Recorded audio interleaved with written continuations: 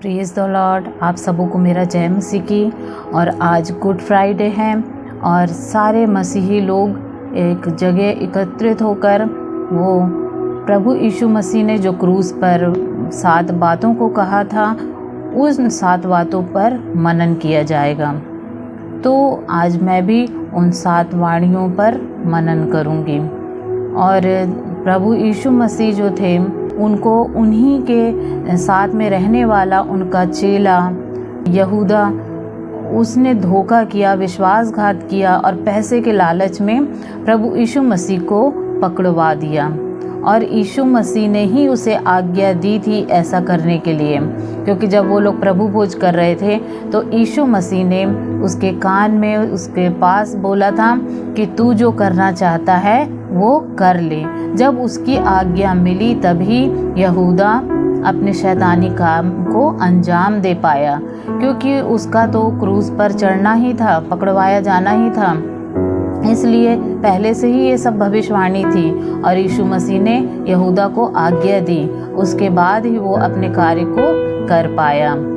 तो यीशु मसीह को पकड़वाया गया, फिर बहुत सारे लोगों के सामने पेश किया गया और सभी लोग उसको बेगुनाह मानते थे। बस जो यहूदी फरीसी लोग थे, जो धर्म के बड़े ठेकेदार थे, और वो लोग अपने स्वार्थ के लिए उस यीशु को नहीं पहचान पाए। वो लोग यीशु मसीह से चिढ़ने लगे कि ये अपने आप को परमेश्वर का पुत्र कह रहा है। और वो यीशु मसीह कई बार अपने कार्यों के द्वारा, अपने बातों के द्वारा ये प्रकट भी किए कि मैं परमेश्वर हूँ। फिर भी वो लोग उस यीशु पर विश्वास नहीं करें और वो ऐसे फिराक में रहते थे कि यीशु मसीह को पकड़वा के उसे मार दिया जाए, क्योंकि ये उनको लगता था परमेश्वर की निंदा कर रहा है। तो वो इस कारण से यीशु मसीह को पकड़ना चाहते थे। परंतु हम देखते हैं कि यीशु मसीह में कोई भी गलत कार्य नहीं थे। यहाँ तक कि उन्होंने कभी अपने मुंह से छल की बात नहीं कही थी, कभी कोई मुंह से अपने अपशब्द नहीं कहा था। उन्होंने गुस्सा भी किया तो बड़ी अच्छे से और शालीनता से वो गुस्से को दिखाए कलीसिया में। वो भी जब गलत कार्य हो रहे थे कलीसिया में, तब उनको गुस्सा आया कि मेरे पिता का घर प्रार्थना का भवन है और तुम इसको व्यापार का बना लिए हो। इसलिए वो गुस्सा करे फिर भी अपशब्द को नहीं बोले। तो ऐसे हमारे यीशु मसीह थे, बेगुनाह होकर भी वो क्रूस पर चढ़ाए गए। क्यों? क्योंकि वो परमेश्वर का मेमना था और वो इस जगत के पाप को अपने ऊपर उठाने के लिए आए थे। तो उनको मरना ही था, परंतु वो अपने इच्छा के अनुसार ये सब कार्य करने को तैयार हुए थे। और कोई सोचता है कि लोगों ने उसे मार डाला तो वो गलत सोचते हैं, परंतु उनके बारे में पहले से ही भविष्यवाणियां कर दी गई थी कि क्या क्या तकलीफें उनको झेलना पड़ेगा। वो सब जानते थे पहले से ही। फिर इस तरह यीशु मसीह को पकड़वाया गया, फिर कई लोगों के सामने पेश किया गया तो वो बेगुनाह साबित हुए। परंतु पब्लिक उनको मारना चाहती थी, तो पब्लिक के हाथों में उन्हें छोड़ दिया गया। और पब्लिक फिर उनको 40 कोड़े मारे गए और उनको फिर गुलगता पहाड़ी पर ले जाया गया और उनका हंसी मजाक किया गया, उनके वस्त्र उतार दिए गए, उनको थप्पड़ मारे गए, उनके मुंह पर थूका गया और उनकी हंसी उड़ाई गई और उनकी दाढ़ी को नोचा गया और उनके साथ बहुत सारा दुख तकलीफ उन्होंने अपने शरीर में झेला। और वो इतना सहते हुए गुलगुता की पहाड़ी पर गए, तब उनको और उनके साथ 2 डाकुओं को क्रूस पर चढ़ा दिया गया। और अब जब वो मृत्यु के कुछ घंटे बचे रहे, कुछ समय बचा रहा और वो अपना सारा कार्य को पूरा कंप्लीट करना चाहते थे और उसके बाद ही अपने प्राण त्यागना चाहते थे, तो वो क्रूस पर चढ़े हुए जो 7 वाणियाँ बोलते हैं उन वाणियों पर हम मनन करेंगे। तो पहली वाणी थी, हे पिता इन्हें क्षमा कर क्योंकि ये नहीं जानते क्या कर रहे हैं। तो परमेश्वर पिता हमारा यीशु मसीह ने सबसे पहला यही बोला कि जो उनको इतना ताड़ना मिली, उनको इतना दुख दिए लोगों ने, वो परमेश्वर पिता से उनके लिए क्षमा मांग रहे थे कि परमेश्वर पिता इनको क्षमा कर देना और इनको बदला मत देना। वो सारे लोगों के लिए क्षमा की प्रार्थना कर रहे थे। तो यीशु मसीह ने क्षमा किया और उनके लिए प्रार्थना करी। फिर हम दूसरा देखते हैं कि जो आजू बाजू जो डाकू लोग चढ़े थे उनके यीशु मसीह के, एक डाकू ने यीशु मसीह पर विश्वास किया और उन्होंने बोला कि हे यीशु, जब आप अपने राज्य में आएंगे तो मेरी सुधि लेना। तो उसके विश्वास को देखकर और उसने ये माना भी कि हमने गलती किए हैं, उसकी सज़ा हमें मिल रही है, परंतु आप तो बेगुनाह हो, तब भी आपको क्रूस की सज़ा मिली है। तो यीशु मसीह उस डाकू से बोलते हैं कि आज ही तू मेरे साथ स्वर्गलोक में होगा। और वहाँ पर यीशु मसीह ने दिखाया कि जो अपनी गलती मानता है और यीशु मसीह पर विश्वास करता है तो वो उसको क्षमा कर देते हैं। तो वहाँ पर उस डाकू का उद्धार हुआ और तुरंत हुआ। ये भी नहीं कि यीशु मसीह ने बोले कि मैं कुछ समय तुझे देखूंगा कि तू अब सुधरता है कि नहीं, तब मैं तेरा उद्धार करूंगा, पर नहीं, जिस समय उसने पश्चाताप किया और यीशु पर विश्वास किया और उसी घड़ी उसका उद्धार हो गया। फिर हम देखते हैं कि वहाँ उनकी माँ खड़ी हुई थी क्रूस के पास और रो रही थी और उनके चेला यूहन्ना खड़ा था, वो था, दोनों खड़े थे और भी बहुत सारे लोग खड़े थे। तब यीशु मसीह को अपने जो संसारिक माँ थी जिसने जन्म दिया था यीशु मसीह को, वो उस माँ के लिए चिंता करे और वो सोचे कि अब मैं मर जाऊंगा तो मेरी माँ का क्या होगा। तो उन्होंने माँ को उस यूहन्ना चेले को सौंप दिया और बोला कि ये आज से तेरी माँ है और यूहन्ना आज से तेरा बेटा है।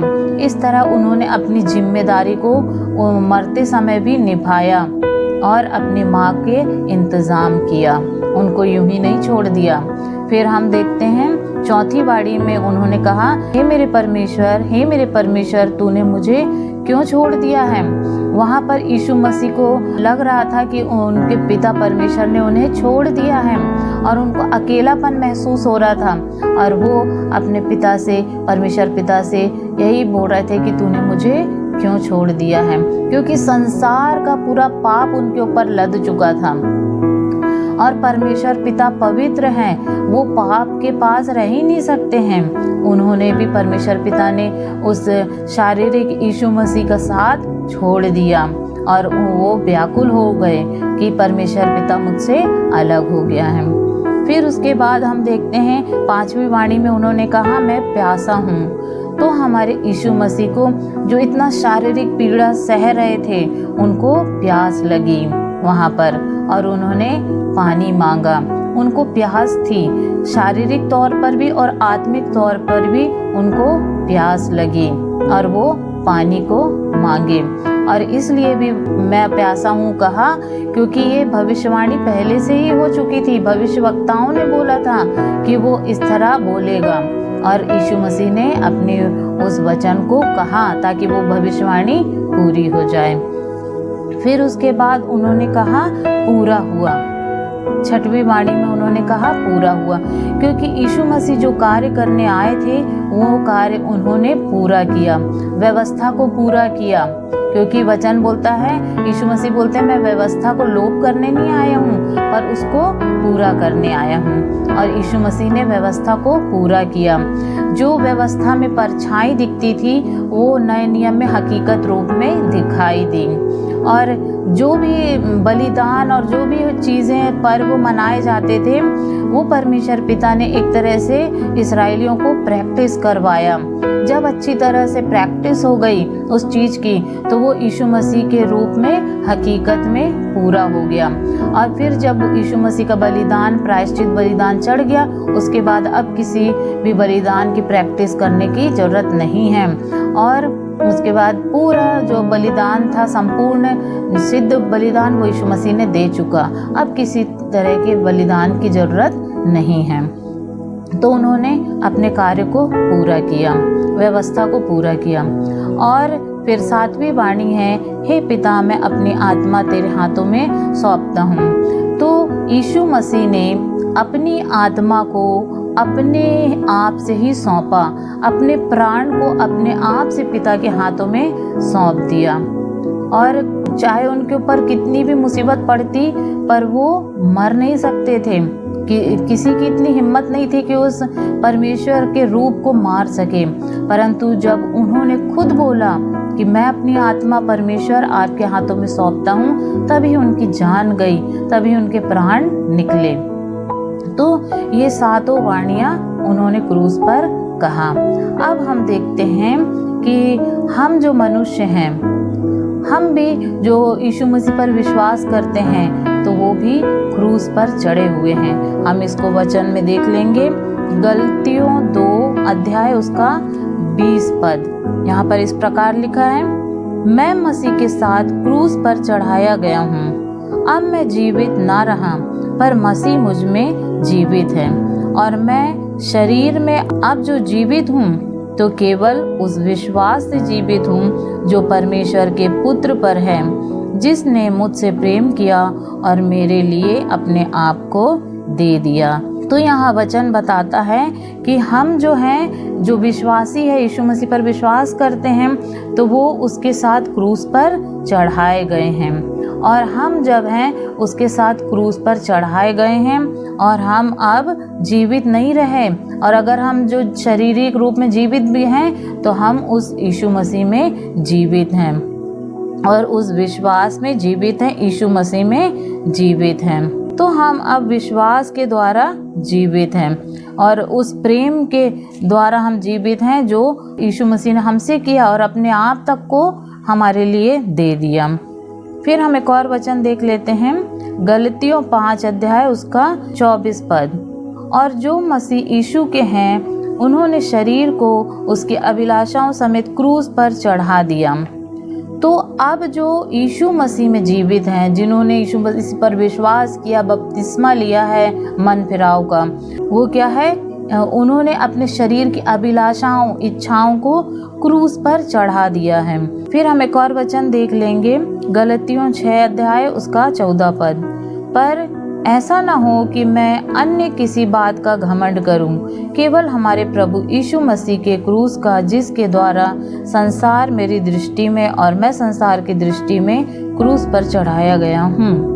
तो यहाँ पर लिखा है कि हमें अब किसी और बात का घमंड करने की ज़रूरत ही नहीं है कि मेरे पास इतना पैसा है, मेरे पास इतनी बिल्डिंग है, मेरे पास इतना प्रॉपर्टी है। हम किसी चीज़ का घमंड नहीं कर सकते। हमें घमंड सिर्फ क्रूस का करना है, जो क्रूस के कारण जो हमारे पाप क्षमा किए गए, हमें उसका घमंड करना है। और अब हम संसार की दृष्टि पर क्रूस पर चढ़े हुए हैं।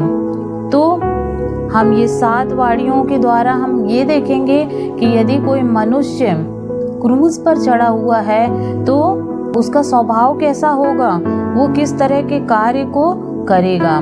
तो हम अब देखेंगे एक एक करके कि यदि कोई भी क्रूस पर चढ़ा हुआ है इन वचनों के आधार पर और उस यीशु मसीह पर विश्वास करने के आधार पर, तो उसमें क्या क्या चीज़ें होनी चाहिए। जैसे कि हमारे यीशु मसीह ने पहली वाणी में क्षमा किया, अपने सताने वालों को क्षमा किया। तो जो व्यक्ति यीशु मसीह के साथ क्रूस पर चढ़ा हुआ है, उसके विश्वास में है, तो वो भी अब क्या होना चाहिए, अपने सताने वालों को क्षमा करना है। तो हमारे जीवन में बहुत बार ऐसा होता है, बहुत सारे ऐसे लोग आते हैं हमारे जीवन में जिनको क्षमा करना बिल्कुल नामुमकिन हो जाता है, परंतु हमसे वचन कहता है कि यदि हम क्रूस पर हैं तो हमको क्षमा करना है। तो जो क्रूस पर चढ़ा है और यीशु मसीह पर है, विश्वास करता है, उसमें बना है, तो वो दूसरों को क्षमा करेगा। और ऐसे ही मैं भी हूँ, बहुत बार मुझे गुस्सा आता है, नफरत भी होती है बहुत बार, परंतु जब प्रभु के वचनों को पढ़ो, समझो, तब फिर बहुत मन करके वो क्षमा करना पड़ता है और उनको क्षमा करते भी हैं। तो इस तरह क्रूस पर चढ़े हुए व्यक्ति को क्षमा करना ही है।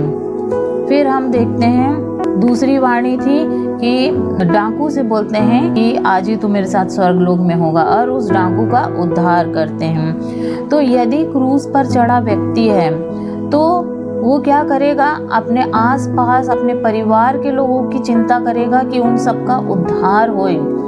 हमारा तो उद्धार हो जाता है, परंतु हमारे परिवार के कुछ लोग रह जाते हैं, हमारे आसपास के कुछ लोग रह जाते हैं, हमारे रिश्तेदार रह जाते हैं, उनका बोझ हमारे अंदर होना चाहिए।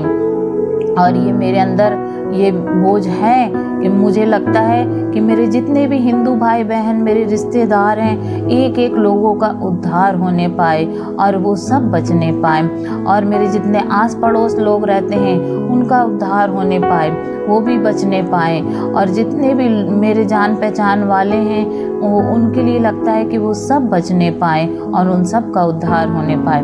तो जो क्रूस पर चढ़ा हुआ व्यक्ति है उसे चिंता होगी दूसरों के उद्धार की। एक वचन हम देख लेंगे प्रेरितों की पुस्तक, उसका 13 अध्याय, उसका 47 पद। क्योंकि प्रभु ने हमें यह आज्ञा दी है, मैंने तुझे अन्य जातियों के लिए ज्योति ठहराया है, ताकि तू पृथ्वी की छोर तक उद्धार का द्वार हो। तो प्रभु यीशु मसीह ने जो उस पर विश्वास करते हैं उनको ज्योति बनाया है और उद्धार का द्वार बनाया है, और उस उद्धार के द्वार के द्वारा सब उद्धार पाते जाते हैं। जो उस द्वार से आता है वो उद्धार पाता जाता है।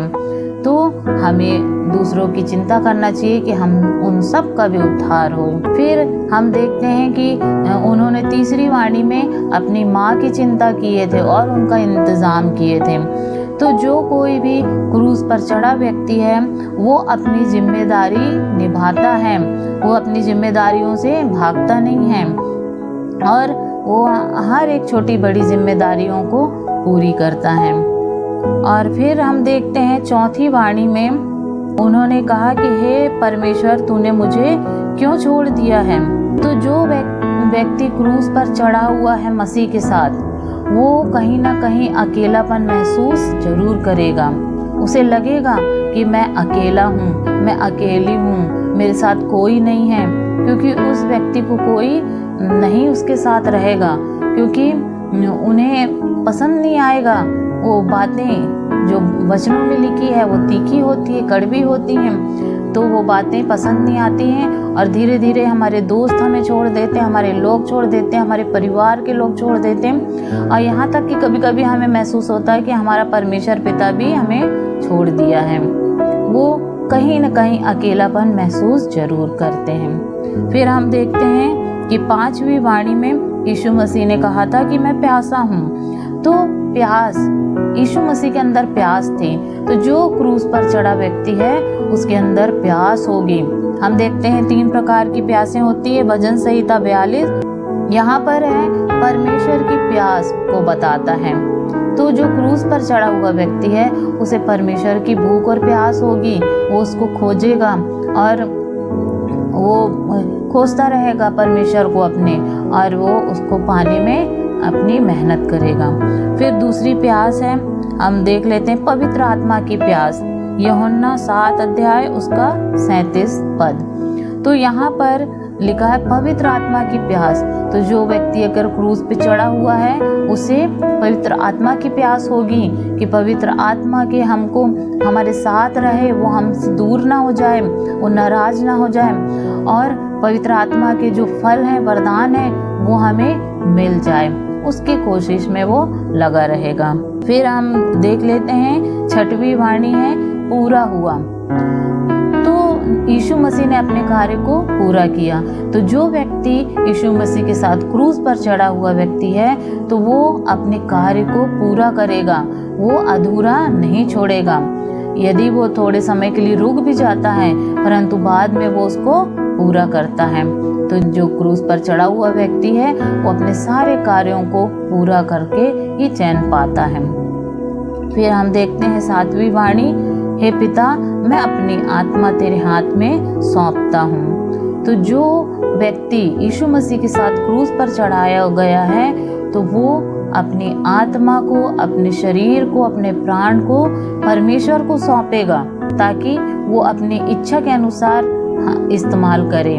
उसकी योजना हमारे जीवनों में पूरी होने पाए। इस तरह का उसका स्वभाव होगा। तो अपनी आत्मा, अपने प्राण, अपनी देह, हर चीज़ अपने परमेश्वर को वो सौंपेगा। तो हमने यही देखा कि जो क्रूस पर चढ़ा व्यक्ति रहता है, समर्पित व्यक्ति रहता है परमेश्वर के प्रति। तो हमने आज देखा कि जो व्यक्ति मसीह के साथ क्रूस पर चढ़ाया गया है, उसमें ये सब बातें होनी चाहिए। वो लोगों को क्षमा करेगा और लोगों के उद्धार की चिंता करेगा, और हम देखें कि वो अपनी जिम्मेदारियों को निभाएगा, और कहीं ना कहीं वो अपने आप में अकेलापन महसूस कभी ना कभी करेगा। फिर उसके अंदर प्यास होगी, परमेश्वर की प्यास, पवित्र आत्मा के दान वरदानों की प्यास, और दुनिया के लोगों को बचाने की प्यास। उनको लगेगा कि लोग बचाए जाए, उनका उद्धार होए, उसको चिंता होगी। फिर हम देखते हैं कि उसको क्रूस पर चढ़े व्यक्ति को जो भी कार्य रहेगा वो उसे पूरा करने की कोशिश करेगा, पूरा खत्म करेगा। फिर वो परमेश्वर को अपना तन मन धन आत्मा प्राण सब कुछ परमेश्वर पिता को सौंपेगा। तो हमारे यीशु मसीह ने भी अपने प्राण को यीशु परमेश्वर पिता को सौंपा था ताकि वो वापस उससे ले सके। और फिर हम देखते हैं कि वो बाद में अपने प्राण को वापस ले भी पाए। तो मैं धन्यवाद देती हूँ परमेश्वर पिता का सुंदर वचनों के लिए। इस वचनों के द्वारा परमेश्वर हम सब कुछ आशीष दे और शांति दे, और हमारे दिलों में, हमारे दिमाग में प्रभु यीशु मसीह की शांति राज्य करने पाए। Praise the Lord.